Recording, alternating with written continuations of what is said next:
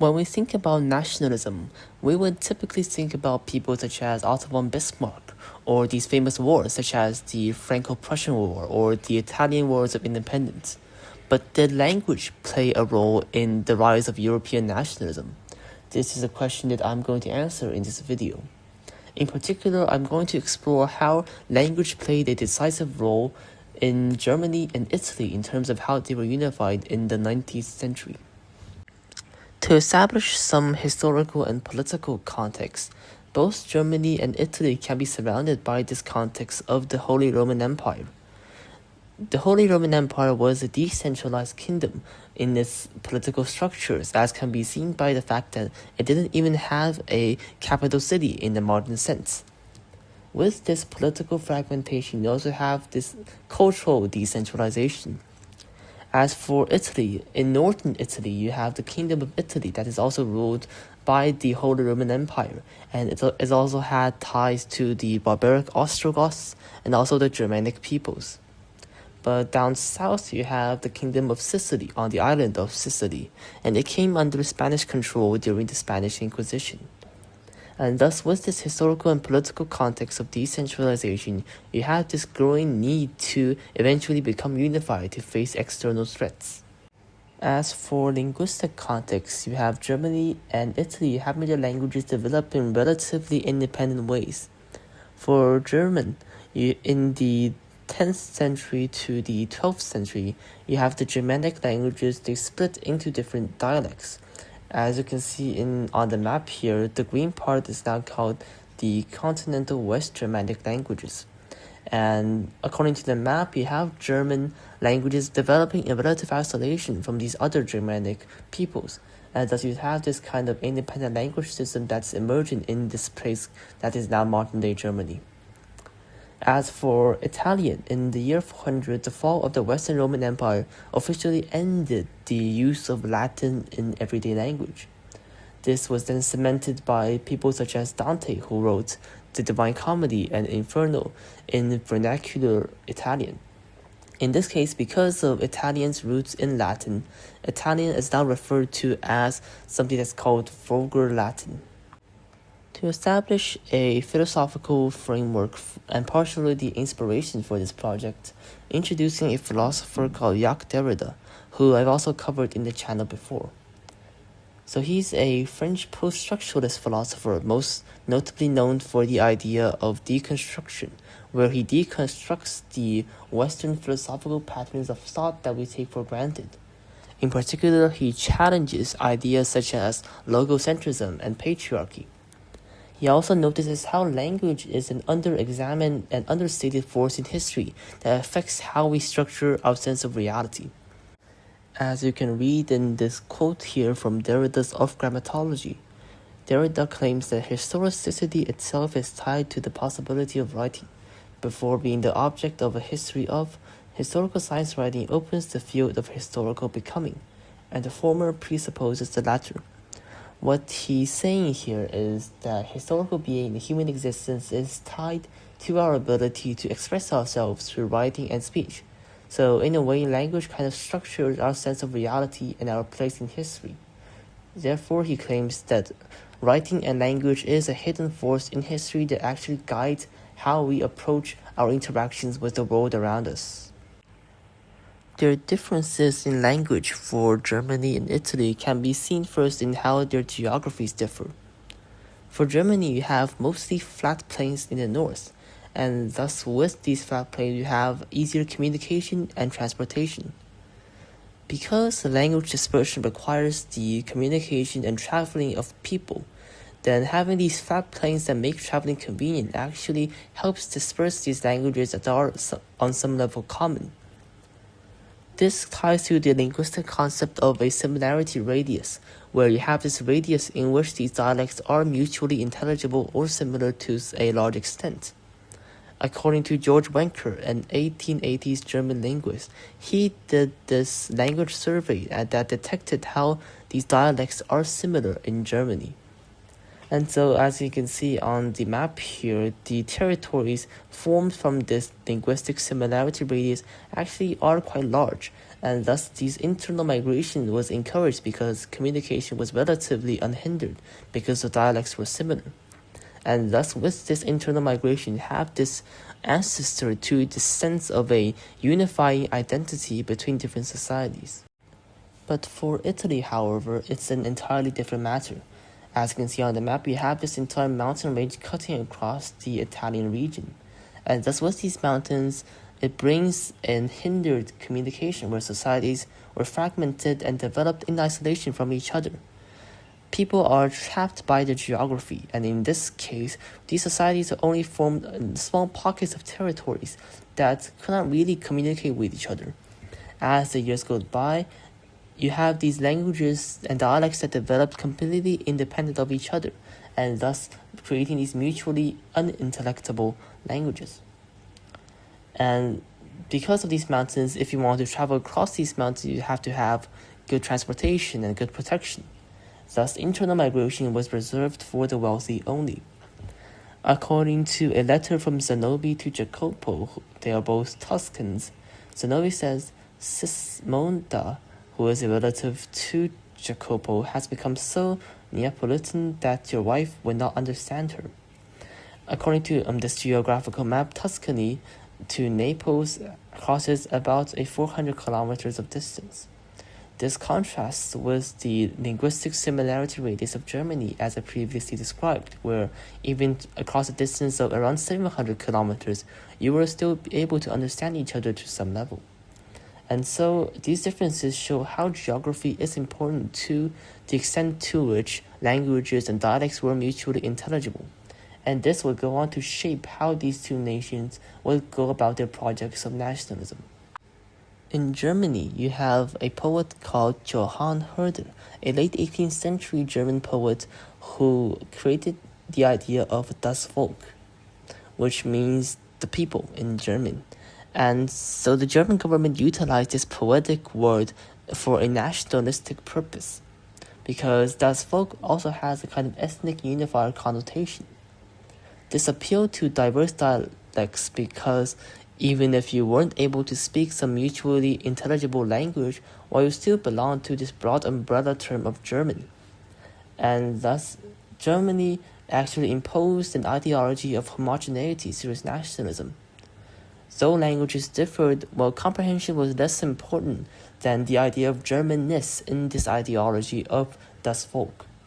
Therefore, this nationalism was actually framed in a way that interpreted diversity into a kind of homogeneity through these broad terms such as das Volk or just the idea of Germanness. The implications of this is that ideology is not a stable, self-contained continuity. It's not something that the government can just produce and put there. Rather, it's something that's flexible and adaptable to particular contextual needs. For the case of Germany, you have this difference between continuity and changes, where there are some continuities in terms of how people interpret themselves as part of this national or ethnic unifier. But there's also some change in terms of political boundaries. And so you have this back and forth hesitation and tension between continuity and change. And the German government likewise structured the ideology to appeal to different factors and different dialects in order to achieve its goal of unification. This connects to Derrida's idea of trace, where thinking and writing contains traces of other elements of existence.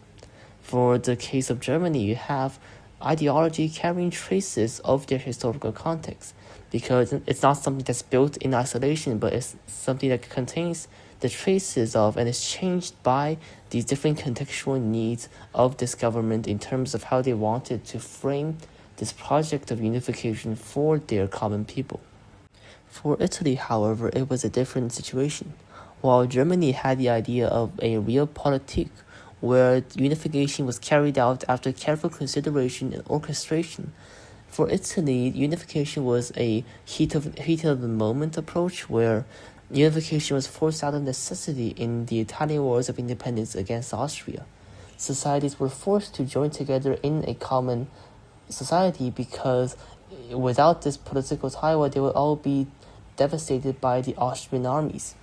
So in this case, the political ties and needs of the Italian societies were more important than the linguistic ties, and language became a more afterthought after these political states were unified. This can be illustrated by the example of the two Sicilies. So the Kingdom of Sicily and the Kingdom of Naples, which is also called Sicily at the other side of the lighthouse, they merged together to form a political entity to fight against the Austrian invasions. Even though the Sicily and Naples, their dialects weren't mutually intelligible, we have them merging together to form a political state. This implies that for Italy, unification on a political level to meet the military needs was actually more important and essential than linguistic needs of ethnic unification. As a result, with this unified political state, you have these states constructing a national language after unification in order to achieve an ideology of homogenization. And thus, in this case, a national language wasn't about unifying an ethnicity or people. Rather, it was more about having some practical communication, being able to operate as a nation with these different populations. Even so, for standardized Italian after unification, only these large political leaders were able to speak and learn standardized Italian. The local population still spoke these regional dialects even today, because there simply isn't any need to learn standardized Italian. So in this case, these leaders learned the standardized language simply to meet political needs, not to supposedly belong to an ethnic nationality. For Italy, they chose the language of Tuscan due to its cultural continuity as a kind of support. This is because famous people from Italy, such as Dante, Da Vinci, Michelangelo, and Petrarch, they all spoke and wrote in Tuscan to some extent. But even with this cultural continuity as a support, this was fundamentally disconnected from the commoners because normal people simply cannot appreciate things like Dante or Michelangelo. And so even though the Italian government still tried to have its political state construct a cultural continuity, it was still disconnected from the common population. And thus this fragmentation of language was still problematic for the Italian government.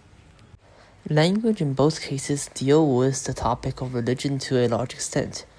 While you might think that religious uniformity means the formation of common identities, the reality of German and Italian history is that religious uniformity actually undermined the formation of nationalism.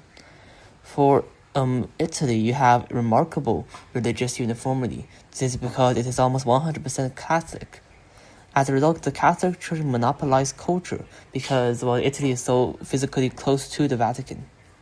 Yet, however, Germany was a country of immense religious diversity.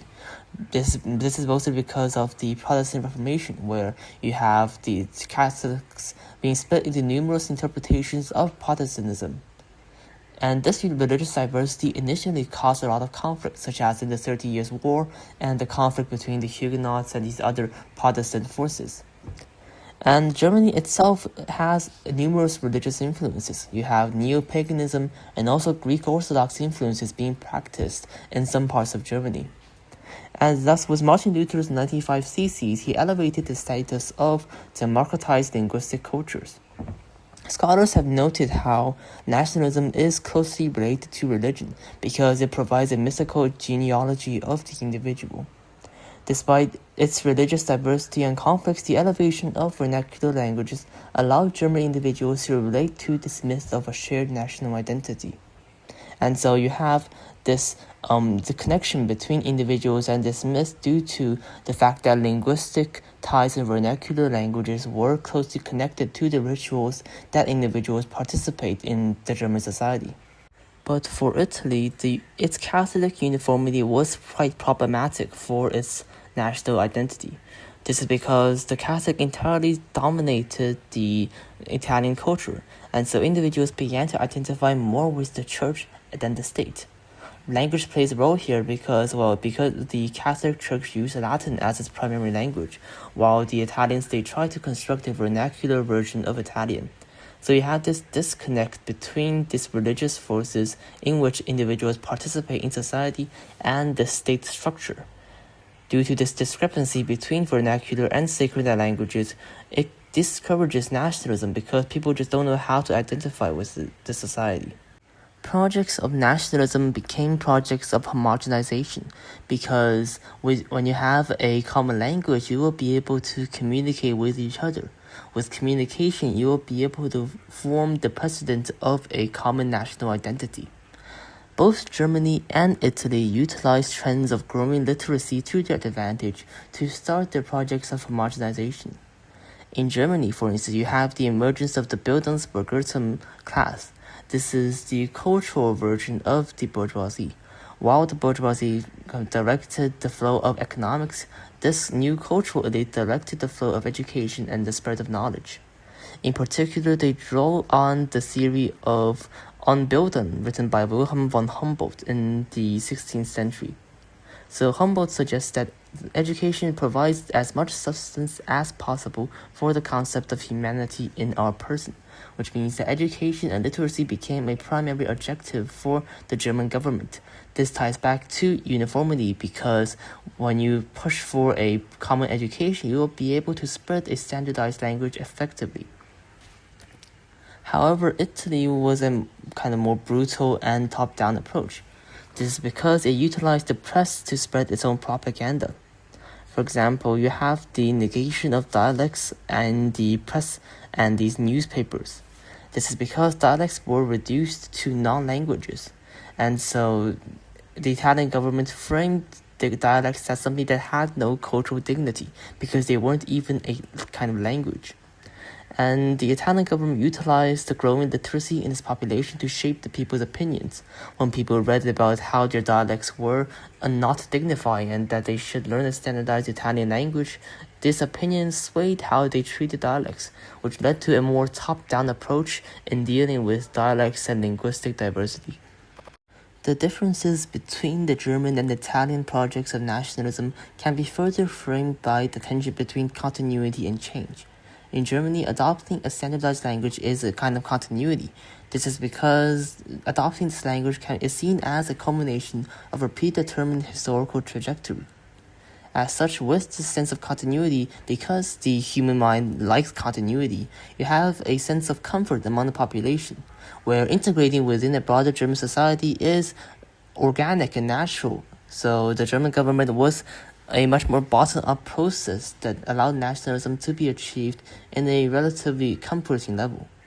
But however, Italy, due to its state of fragmentation, both cultural and geographic, it needed to instill a new ideology in order to be stronger as a political entity. And thus, Italian legislation discouraged the regional dialects. And like I said, they used a much more top-down approach in order to effectively maintain a standardized language. And even today, you have the numerous dialects across Italy. And so even though Italy was trying to achieve a change in their linguistic nationhood, it is a question of whether or not their projects of nationalism in the realm of language was successful.